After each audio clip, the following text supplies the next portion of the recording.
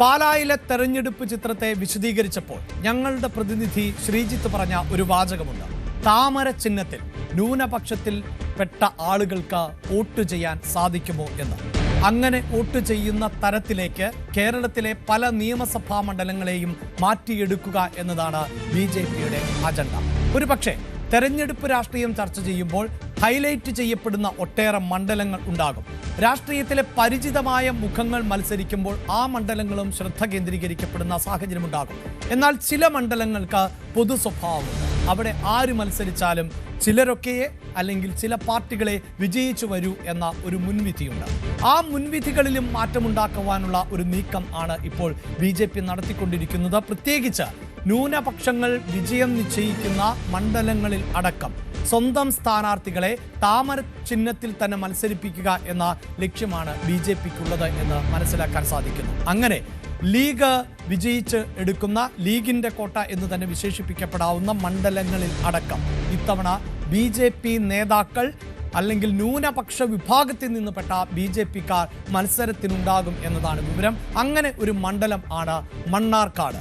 മണ്ണാർക്കാട് മണ്ഡലത്തിൽ ഇത്തവണ BJP മത്സരിക്കുന്നു എന്നുള്ളതാണ്. സാധാരണ ഒരു വിജയപ്രതീക്ഷയും ഇല്ലാത്തതുകൊണ്ട് തന്നെ BJP അല്ലെങ്കിൽ NDA ഘടകകക്ഷികൾ മത്സരിക്കുന്ന മണ്ഡലം ആണ് ഈ മണ്ണാർക്കാട് എന്നതാണ് എടുത്തു പറയേണ്ടത്.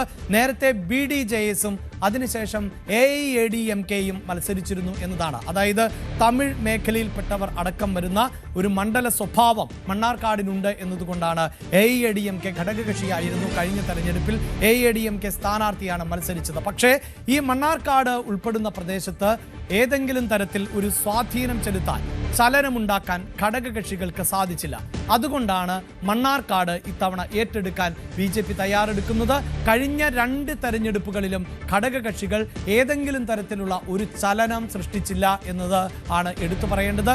അവിടെ ന്യൂനപക്ഷ വിഭാഗങ്ങൾ എന്നത് മെജോറിറ്റി ആകുന്ന അല്ലെങ്കിൽ തെരഞ്ഞെടുപ്പിനെ വിജയം നിശ്ചയിക്കുന്ന മണ്ഡലം ആയതുകൊണ്ട് തന്നെ BJP മത്സരിച്ചാൽ എന്ത് എന്ന ഒരു സംശയം, അത് പ്രകടനം മോശമാകും എന്നതിൻ്റെ അടിസ്ഥാനത്തിലായിരുന്നു ഘടകകക്ഷികൾക്ക് മണ്ണാർക്കാട് നൽകിയതെങ്കിൽ ഇത്തവണ അതിനപ്പുറത്ത് ചില പരീക്ഷണങ്ങൾക്ക് കൂടി BJP തയ്യാറെടുക്കുന്നു എന്നതാണ് എടുത്തു പറയേണ്ടത്. അതുകൊണ്ട് തന്നെ ന്യൂനപക്ഷ വിഭാഗത്തിൽ നിന്നുള്ള സ്ഥാനാർത്ഥിയെ മത്സരിപ്പിച്ച് എന്ത് സംഭവിക്കുമെന്ന ഒരു പരീക്ഷണത്തിന് BJP തയ്യാറെടുക്കുന്നു എന്നുള്ളതാണ്. നമുക്കത്ര സുപരിചിതനായ ആളല്ല ഇപ്പോൾ അവിടുത്തെ സ്ഥാനാർത്ഥി പട്ടികയിലേക്ക് ഉയർന്നു കേൾക്കുന്ന പേര്.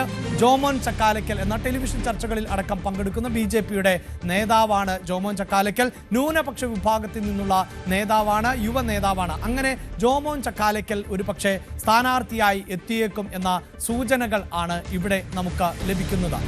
അതിനു മുമ്പ് നമുക്ക് ഈ മണ്ഡലത്തിന്റെ ഒരു സ്വഭാവം കൂടി ഒന്ന് പരിഗണിച്ച് പോകേണ്ടതുണ്ട്. കഴിഞ്ഞ തെരഞ്ഞെടുപ്പുകളുമായി ബന്ധപ്പെട്ട് ഇതിനെ താരതമ്യം ചെയ്യുമ്പോഴാണ് ആ ഡേറ്റ നമുക്ക് അറിയാൻ സാധിക്കുന്നത്.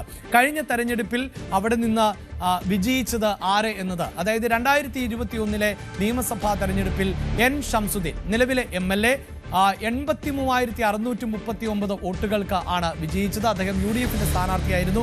ആ കാർഡിൽ ചെറിയ സാങ്കേതികമായ പ്രശ്നങ്ങൾ ഉണ്ട്. ലീഗിന്റെ സ്ഥാനാർത്ഥിയായിരുന്നു. അതേസമയം LDFന്റെ സ്ഥാനാർത്ഥി എന്നത് CPIയുടെ KP സുരേഷ് രാജ് ആയിരുന്നു LDFന്റെ സ്ഥാനാർത്ഥി. 65,787 വോട്ടുകൾ ആണ് നേടിയത്. ഏതാണ്ട് 43% വോട്ടുകൾ നേടുകയും ചെയ്തു. എന്നാൽ NDAയുടെ സ്ഥാനാർത്ഥി എന്നത് B നസീമ, അതായത് മുസ്ലിം വിഭാഗത്തിൽ നിന്ന് തന്നെയുള്ള ഒരു സ്ഥാനാർത്ഥിയെ മത്സരിപ്പിച്ചു. പക്ഷേ അത് AIADMKയുടെ സ്ഥാനാർത്ഥിയായിരുന്നു. 10,376 വോട്ടുകൾ ആണ് ആ തെരഞ്ഞെടുപ്പിൽ നേടിയത്. ഇനി നമ്മൾ 2025 കണക്കിലേക്ക് പോകുന്നു. അതായത് കഴിഞ്ഞ തദ്ദേശ തെരഞ്ഞെടുപ്പിലെ കണക്കിലേക്ക് ആണ് പോകുന്നത്. അവിടെയാണ് ഈ UDFനെ സംബന്ധിച്ചിടത്തോളം ആ മേൽക്കൈ തുടരാൻ സാധിക്കുന്നുണ്ട്. 77,524 വോട്ടുകൾ ആണ് സ്വന്തമാക്കിയത് തദ്ദേശ തെരഞ്ഞെടുപ്പിൽ. LDFന് 60,670 വോട്ടുകളാണ് നേടാൻ സാധിച്ചത്. NDA വോട്ട് വിഹിതം വർദ്ധിപ്പിക്കുമ്പോൾ പോലും അത് വളരെ കുറഞ്ഞ ഒരു വോട്ട് വിഹിതമാണ് എന്ന് മനസ്സിലാക്കാൻ സാധിക്കും. 15,116 വോട്ടുകൾ മാത്രമാണ് NDAക്ക് ഉള്ളത്.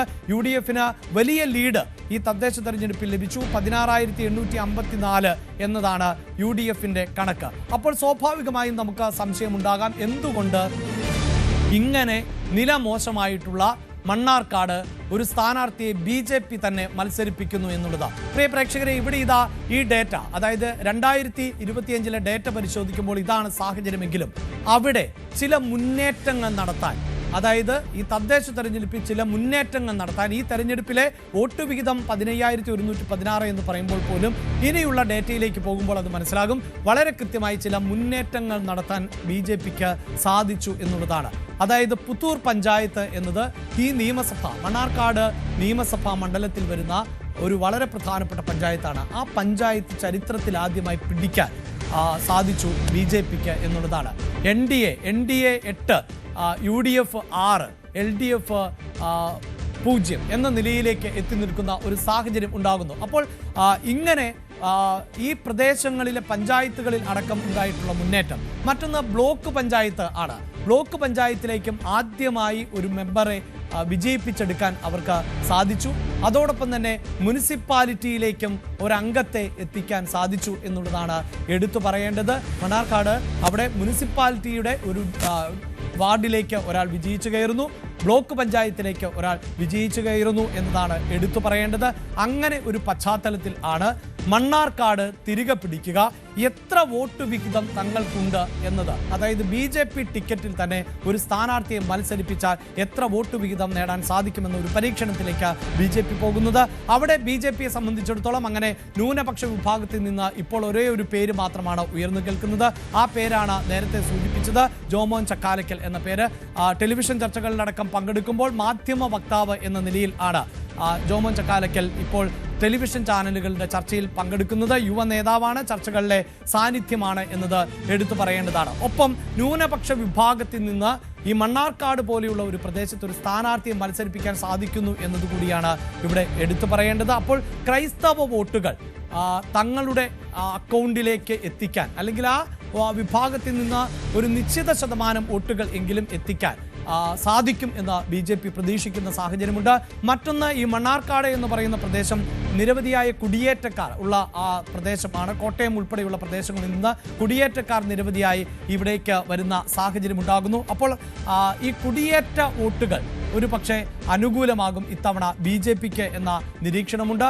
നിഷ്പക്ഷ വോട്ടുകളിൽ ഒരു വിഭാഗത്തെയെങ്കിലും സ്വാധീനിക്കാൻ സാധിക്കുമെന്ന് കൂടി BJP പ്രതീക്ഷിക്കുകയാണ്.